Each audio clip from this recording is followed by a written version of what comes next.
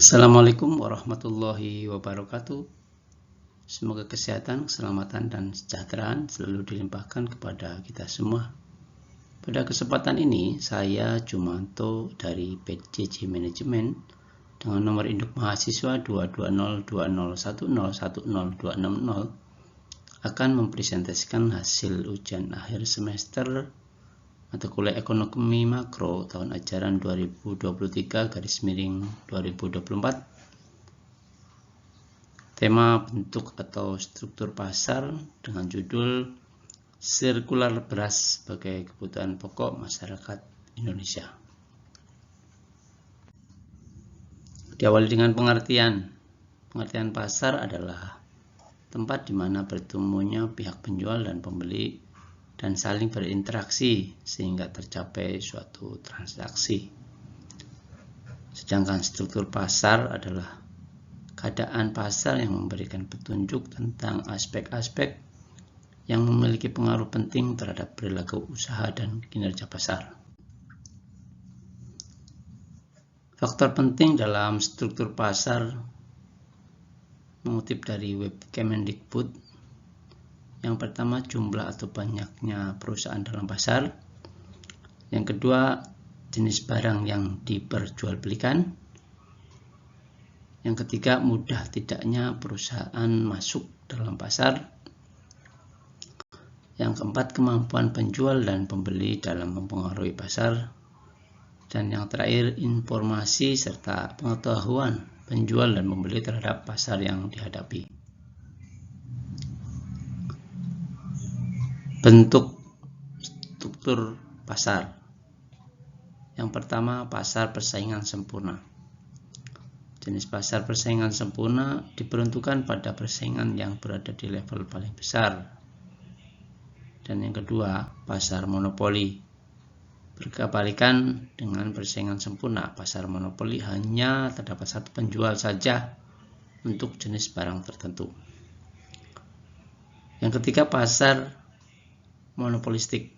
Jenis pasar ini mengumpulkan banyak penjual yang menghasilkan atau menjual produk yang berbeda-beda, yang membuat posisinya berada di antara pasar persaingan sempurna dan monopoli. Yang keempat, pasar oligopoli. Pasar oligopoli didominasi oleh sejumlah kecil perusahaan yang saling bersaing. Yang kelima, pasar monopsoni. Apabila pasar monopoli hanya memiliki satu penjual saja, maka pasar monopsoni hanya memiliki pembeli tunggal, yaitu pelaku usaha yang secara otomatis menguasai pasar. Dan yang terakhir, pasar oligopsoni. Jenis pasar yang terakhir ini memiliki dua atau lebih pembeli yang menguasai pasar dan dalam hal penerimaan barang atau berperan sebagai pembeli tunggal pada suatu pasar komoditas. Pada kali ini saya akan coba mengerucutkan pembahasan yaitu mengenai pasar persaingan sempurna, di mana pasar persaingan sempurna memiliki ciri-ciri. Yang pertama, adanya banyak penjual dan pembeli. Yang kedua, penjual dan pembeli tidak menentukan harga. Dan yang ketiga, penjual dapat keluar masuk dengan mudah. Yang keempat, barang yang dijual bersifat homogen. Dan yang terakhir, pembeli punya pengetahuan tentang harga pasar. Kelemahan dan kelebihan dari pasar sempurna. Yang pertama, kelebihan pasar sempurna ini, yaitu konsumen atau masyarakat mempunyai pilihan lebih banyak terhadap barang atau jasa yang diperlukan. Selanjutnya, produsen mempunyai kebebasan yang penuh atas corak pilihan dalam menggunakan faktor produksi.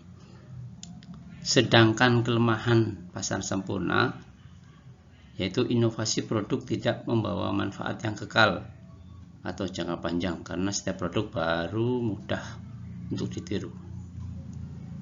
Selanjutnya, kelemahan pasar sempurna adalah menimbulkan biaya sosial bagi masyarakat sebagai dampak dari penggunaan sumber daya yang terdapat di sekitar lingkungan industri.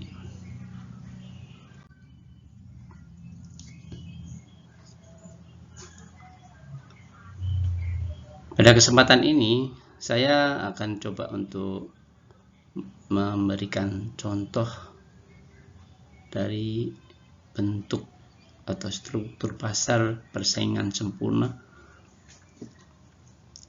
yaitu usaha beras yang kebetulan digeluti. Jadi kita melakukannya dari proses awal sampai penjualan, hasil outputnya digeluti, sehingga harapannya akan menjadi suatu bentuk nyata ataupun contoh nyata yang bisa diaplikasikan dalam pasar sempurna. Jadi perusahaan beras yang kita geluti itu kita awali dari proses pembibitan, lalu pertumbuhannya, proses panen, menghasilkan gabah, lalu dilakukan penggilingan padi sehingga menghasilkan beras. Yang selanjutnya kita lakukan penjualan ataupun market dalam bentuk beras, ataupun pada saat pas waktu panen dilakukan penjualan gabah. Dan tentunya ini memiliki harga yang kompetitif karena merupakan produk atau yang dilakukan adalah produk unggulan ataupun padi yang merupakan varietas tinggi, dan kapasitas yang tersedia adalah besar tentunya karena cukup luas lahan pertanian yang kita kelola. Dan tentunya setelah menjadi produk akhir ataupun beras yang dimaksud itu memiliki kemasan yang bagus dan variasi dari kemasan yang 5 kilo, 20 kilo, bahkan yang besar ataupun 50 kilo misalnya. Ini adalah mungkin pertumbuhan dari proses pengelolaan lahan pertanian berupa padi yang kita kelola dari tahun 2020 sampai 2024. Alhamdulillah mengalami perkembangan yang memuaskan. Dan ini untuk market view yang coba kita ilustrasikan, di mana beras ini merupakan konsumsi masyarakat Indonesia. Dan kita ambil data dari tahun 2023 ini, rata-rata harga beras nasional per bulan terus mengalami peningkatan.